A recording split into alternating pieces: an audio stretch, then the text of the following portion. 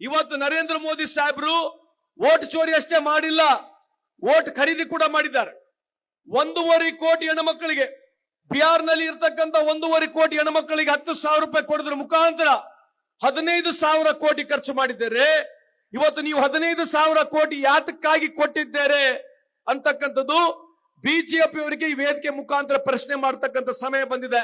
ರಾಹುಲ್ ಗಾಂಧಿ ಅವರು ಬಹಳ ತಿಂಗಳ ಮುಂದೆ ಬೆಂಗಳೂರಿನಲ್ಲಿ ಯಾವ ರೀತಿ ವೋಟ್ ಚೋರಿಯಾಗಿ ಪಾರ್ಲಿಮೆಂಟ್ ಚುನಾವಣೆ ಬಿಜೆಪಿ ಗೆದ್ದಿದೆ ಅಂತ ಇಡೀ ದೇಶಕ್ಕೆ ತೋರಿಸ್ಕೊಡೋದ್ರ ಜೊತೆಗೆ ಬಿಹಾರ್ ಆಗಿರ್ಬೋದು, ಮಹಾರಾಷ್ಟ್ರ ಆಗಿರ್ಬೋದು, ಹರಿಯಾಣ ಆಗಿರ್ಬೋದು, ಇವೆಲ್ಲ ರಾಜ್ಯಗಳಲ್ಲಿ ಬಹಳ ದೊಡ್ಡ ಪ್ರಮಾಣದಲ್ಲಿ ವೋಟರ್ ಲಿಸ್ಟ್ ನಲ್ಲಿ ಬದಲಾವಣೆ ತಂದಿದ್ದಾರೆ ಅಂತ ಹೇಳಿ ಪತ್ರಿಕಾಗೋಷ್ಠಿ ಮಾಡಿದ್ರ ಮುಖಾಂತರ ಇಡೀ ದೇಶದ ಜನತೆಯ ಗಮನವನ್ನು ಸೆಳೆದಿದ್ದಾರೆ. ಇವತ್ತು ಬಿಹಾರ್ ಚುನಾವಣೆಯಲ್ಲಿ, ಮಹಾರಾಷ್ಟ್ರ ಚುನಾವಣೆಗಳಲ್ಲಿ, ಹರಿಯಾಣ ಚುನಾವಣೆಗಳಲ್ಲಿ ಎಲೆಕ್ಷನ್ ಕಮಿಷನರ್ ಪಾತ್ರ ಬಹಳ ದೊಡ್ಡದಿದೆ.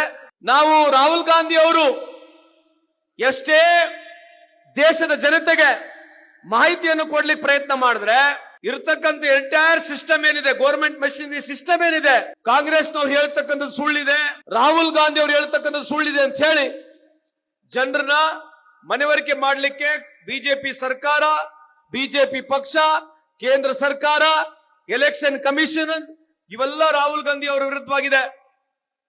ನಾನು ಕೆಲವನ್ನ ಬೆಳಕಲ್ಲಿ ಚೆಲ್ಲಲಿಕ್ಕೆ ಬಯಸ್ತೇನೆ.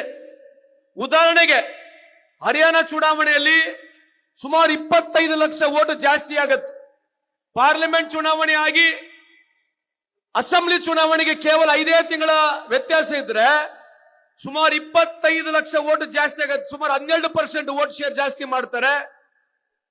ಮಹಾರಾಷ್ಟ್ರದಲ್ಲಿ ಸುಮಾರು 45 ಲಕ್ಷ ಓಟು ಕೇವಲ 6 ತಿಂಗಳಲ್ಲಿ ಜಾಸ್ತಿ ಮಾಡ್ತಾರೆ.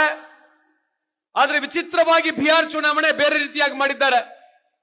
ಪಾರ್ಲಿಮೆಂಟ್ ಚುನಾವಣೆ ಆಗಿ ಸುಮಾರು 1.5 ವರ್ಷ ಆಯಿತು.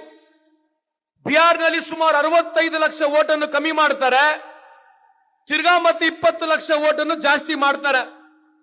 ಒಟ್ಟಾರೆ ನೀವು ನೋಡ್ತಾ ಇದ್ರೆ ಸುಮಾರು 80 ಲಕ್ಷ ಅಷ್ಟು ಓಟ್ಗಳನ್ನ ವೋಟರ್ ಲಿಸ್ಟ್ ನಲ್ಲಿ ಬದಲಾವಣೆ ತಂದು ಬಿಹಾರ ಮತದಾರರು ಮತವನ್ನು ಚಲಾಯಿಸಿದ್ದಾರೆ.